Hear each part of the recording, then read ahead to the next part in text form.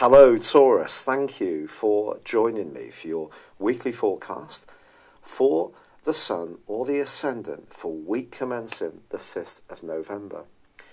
Midweek is a really crucial time this week because not only is there a new moon in your sector of relationships, it's linked with Neptune, can see you having some kind of connection over the following 2 or 3 days, or possibly over the following month, with someone who really captures your imagination, someone quite idealistic. So in a romantic context, whilst you might be attracted to them in terms of how they dress or how they are as a person, in terms of being fun to be with, there may be something, an extra ingredient that just moves you. And this could be truly inspirational stuff. But on the same day, Uranus, the planet of surprises, which has been in your sign since the middle of May, reverses back into the sign of Aries. I think through till next March, when Uranus joins you for a 7-year stay, there could be times when you go back into a kind of restlessness, but not quite being able to identify what it's about. If this rings a bell, it's because Uranus has been in the sign of Aries for about 7 years, since 2011 full time. So, there may be something that still is lingering in the background of your situation which does still need attending to or addressing, and events may ask you to do this, or you may make some changes yourself. But I think some deeper thinking may be required around that. But this is also a week when Jupiter moves out of your sector of relationships, where it's been for a year, and moves into your sector of business and deep involvements, where it's going to be for just under 13 months. If you are set to start up a new enterprise in the next year, it could turn out to be life-changing for you. In fact, there's a great link this week between the Sun and Pluto. Change generally is not something that Taurus people necessarily automatically go for because you have such a strong appreciation of stability. But the angle between the Sun and Pluto can be very good for you. And talking of positive angles, Mars forges one with Uranus at the end of this week, suggesting that a hunch on a professional situation or a job or a surprise development could work out very well for you. Perhaps the most challenging aspect of this week, however, is the fact that Mercury is going to go into a retrograde at the end of the week in an area which does govern your shared finances, so proceed with caution. But that's clashing with Neptune all this week in quite an awkward way. When it comes to friendships and business, keep them well apart. That old maxim of not mixing business and pleasure definitely applies to this week, because someone you're quite fond of could be a bit confused or not very clear or downright mistaken. That's about as diplomatically as I can put it, about something involving resources, and that might see you be tempted by an opportunity where you don't know all the facts, and all the facts may not be to your liking. It's been a real pleasure being with you. I'd love it if you would like or comment this video, or if you've yet to do so, please do subscribe to this channel. Thank you. Hello Taurus, thank you for joining me for your monthly forecast for October. Thank you so much for all the kind comments and suggestions that have been sent in regarding my rheumatoid arthritis. Some of these have been really brilliant, and I am embracing with some with real promising results. This month begins with the Sun and Mercury for you, for the Sun or the Ascendant, in the part of your situation which is very much to do with practicalities. So we're talking about work, life organisation, things like fitness and diet and domestic order. Not the most sexy stuff you might think, but stuff that actually you have a real appreciation for, because being an earth sign, you get tangible achievements. So the Sun and Mercury are asking you to try to get things a little more refined in your existence. Now, if you're someone who's naturally very tidy, organised and virtuous and works in a job helping people, then this may all seem very natural to you. But there may be some areas that you can fine-tune which are not immediately obvious. For example, are you actually doing too much for other people? Are you, for example, at home, shouldering too much of the domestic load when someone else could actually be doing a bit more of their bit? In terms of your diet and fitness regimes, are there little fine tunes that you can make in terms of nutrition, or trying different approaches that can be more enlightening? These kind of things I think will be to the fore. On the back of the quarter moon, which occurs on the 2nd for 1 week, you're just being urged not to try too hard to be too virtuous and pack too much in. It is important to prioritise what really needs doing and not scatter yourself, because you could end up feeling a bit stressed out and tired if you do. But of course, Venus is your ruling planet, and it's going to be generating an enormous amount of publicity in the YouTube community, particularly this month, because Venus goes into a retrograde on the 5th. And through to the end of this month, we'll be going backwards in your sector of relating, the 7th house.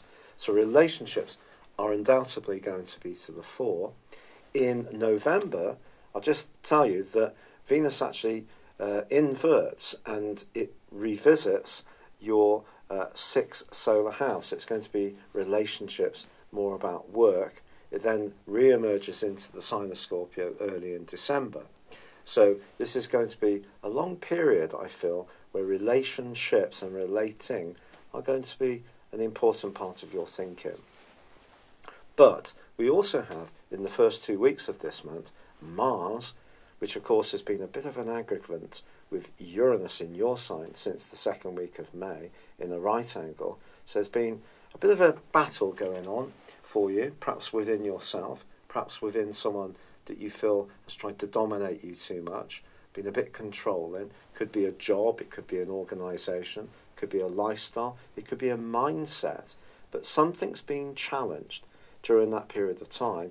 And the great news is that Mars is accelerating now and moving away from the right angle with Uranus. But Uranus is still forging a T-square with the nodal axis with the North Node, the point of destiny in Leo, which is all about your emotional well-being, and also the South Node, which is in the part of your scope to do with your work and how you interact with people in a wider context. Now, this T-square is going to be joined by other influences this month, and I do feel it is very important to mention, because Uranus, right at the very start of your sign, is giving you a little nibble, a little nudge of some dramatic changes that are going to be coming your way from the 6th of March next year, right through till year 2026. This is because Uranus is a radical planet. It's a planet that shakes things up, and it is going to be rewinding for the rest of this year. So this T-square, really, even once the North Node and the nodal axis reverses into Cancer in December, I still think it's going to be activated for you. So it's important to understand the role of Uranus in this, because if you're born in the early degrees of Taurus, you're going to be really feeling this energy very powerfully. If you have any other natal aspects which are connecting with this particular position, that too suggests that you may be restless and not quite sure of how you should go forwards. And this may be particularly so in terms of relationships. Now, on the 9th of this month, we do have a new moon. And if you did want to take on a new diet or start a new job, you would think that this is the perfect time to do so. And you would be right. But it's important to understand the role of Neptune, which feeds into this new moon. Neptune is a fascinating planet. Since 2012, it's probably changed your outlook a little bit around friendships, the collective group activities. Even in some of your hopes and aspirations may have become a bit more idealistic. So when you're thinking about work, for example, or changes you want to make, they need to be really rooted in reality. So challenge yourself a little bit. I think that's going to be a good thing to do. But on the 10th, Mercury moves out of this very precise and brittle zone that it's been in and moves into Scorpio. So even if there are some challenges with Venus going through that retrograde and also being in that square with Mars, which for me suggests that even if you try to be diplomatic, there's another part of you that may be much more assertive. If someone has been a rather dominating figure and not listening to some of the concerns you've had over the last 5 or 6 months, when it comes to feeling that your voice is heard, that there is a sense of equilibrium and fairness in the relationship between you. But as I said, this could be something that's gone on inside of you too.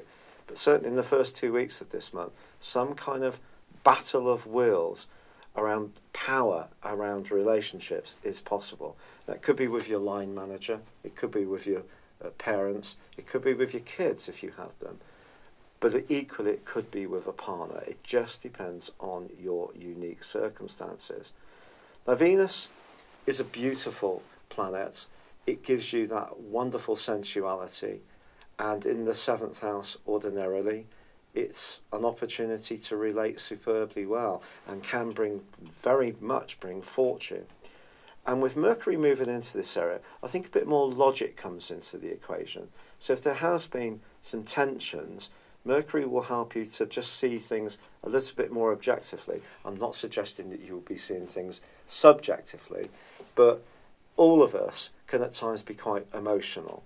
So Mercury moving into this area can help you to just stand back a little bit, see that other people may have very different viewpoints to your own, and help you to acknowledge them even if you don't agree. Whereas in the 6th house, as it was before for the first 9 days, that's more brittle. It's more, they don't agree with me. They're only seeing their only narrow view, but that might be what someone could think about you too, because seeing the big picture when the Sun and Mercury are in the 6th house is a more challenging thing. But all this is set to change once you get through the quarter moon of the 16th, which is in your 9th solar house, and that's very much about expansion, and of course that's where you have Saturn and Pluto. But with its angle to the 6th house, don't promise anything from the 16th for 1 week that you don't have a realistic opportunity to fulfill. So it's very much the time to under-promise and over-deliver. And if there is something you tend to do where you're self-sacrificing, whether it's doing more of the domestic load than a partner, or perhaps tidying up over your kids too much, set some firmer boundaries. Get people to do a bit more for themselves. Even at work, if you're the good guy that always covers everyone else's shifts when they want some time off, well, if it doesn't absolutely suit you, make sure that you're not agreeing to something that ultimately spoils your need to be a free spirit. Because remember, with Uranus in the early part of your sign, and also Saturn in Pluto in your 9th house, which is about adventurism and independence, there is a change that's been going on within you last year since the 20th with Saturn, and of course since 2008 with Pluto, pushing you to be more experimental, to be more open to new ideas, and challenge that side of yourself which loves the status quo, which loves routines, which can be a little set in your ways. Now, the really exciting moment of this month, I think, occurs on the 23rd, because the Sun then arrives to join up with Mercury and also Venus and also Jupiter in the sign of Scorpio, which for you, again, is about relationships. So wonderful, isn't it? And Venus is backtracking to such a point that it then forges a conjunction with the Sun. But the key here, Taurus, is that then they are going to join in with that T-square on that nodal axis with Uranus, so we get a grand fixed cross. Now, fixed energy, as you well know, is very much about stability. It's about sustained effort. It's about sticking there for the long term. But if you put Uranus in there in the mix, and Venus is retrograde, and then the full moon, which occurs on the 26th, is actually going to be combining with Uranus in your sign, you can see that balancing your need to be an individual against what's good for a partnership can reach an explosive point if things aren't flowing very well. Now, the great news, pardon me, the great news is that from the 20th through to the 25th, Mercury is forging a fabulous angle to Pluto. So if you really wanted to talk something through with someone who's very knowledgeable about human dynamics, such as a counsellor or just a wise friend, or go online and do some research, you could have some very penetrative insights during that period of time. Also, although Mars is causing mischief in the first 2 weeks of this month, in some ways, it's giving you greater confidence, but perhaps more impatience. It also forges an amazing link in the last 10 days with Pluto, a semi-sextile. And if you can balance the growing knowledge that you're developing with a greater determination, some kind of breakthrough could occur in your career, which is linked to training or travel, entirely possible in the last 10 days of this month. But back to Venus conjunct the Sun. Sometimes it's said when Venus is conjunct Sun that Venus's energy can be diminuted to some degree, so reduced. I don't know that for certain because it's something I'm still trying to understand in greater detail through the experience of doing people's personal horoscopes.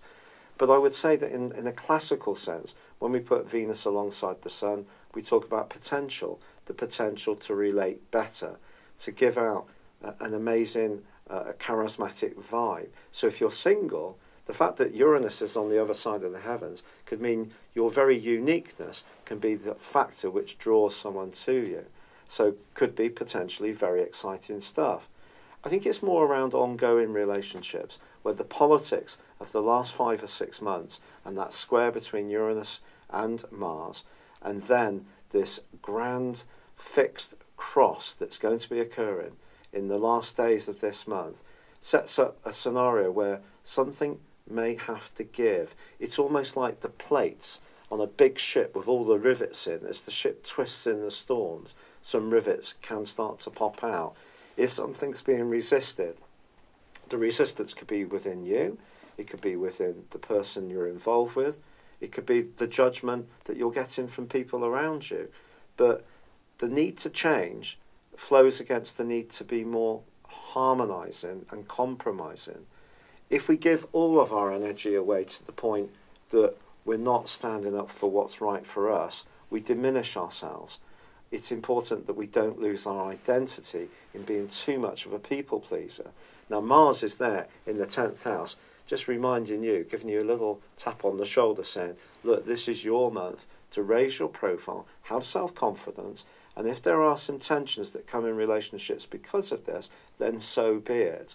But of course the reality is that even if we do articulate our view, make a stand, lay down boundaries, sometimes that can be an uncomfortable process. And it depends on the type of Taurus you are. If you're someone who prefers an easy life, doesn't really like confrontation very much, this can be more challenging.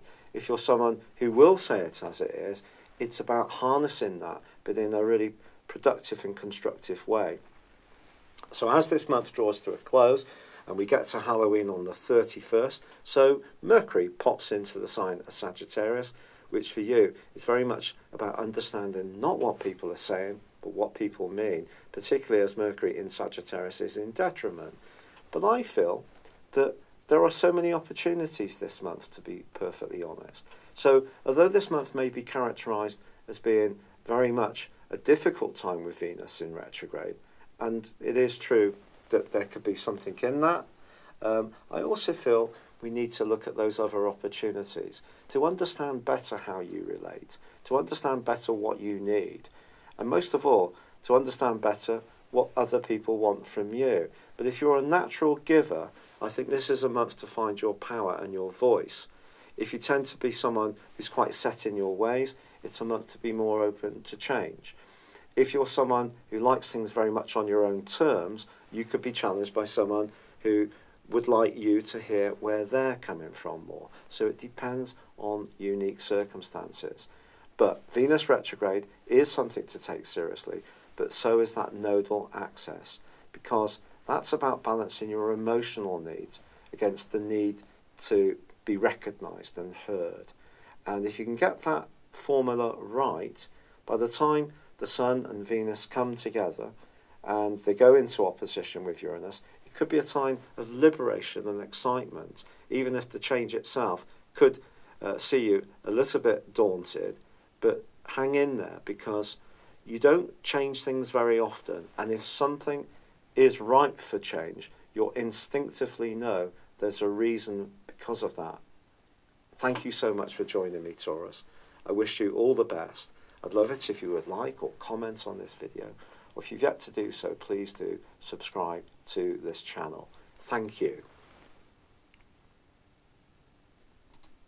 Hello, thank you so much for watching my video. I'd love you to join me at my Horoscope Ace app. You can find this at www.horoscope-ace.com. You can use it through Android, iOS, Apple or Facebook. Check out your ascendant or your moon sign or download your free birth chart. There's all your favourite videos, plus there are daily, weekly, monthly and yearly horoscopes for general, love, Chinese and Indian astrology. If your passion is tarot, there's my brilliant 3-card money or love tarot readings too. And it's all there at www.horoscope-ace.com. Thank you.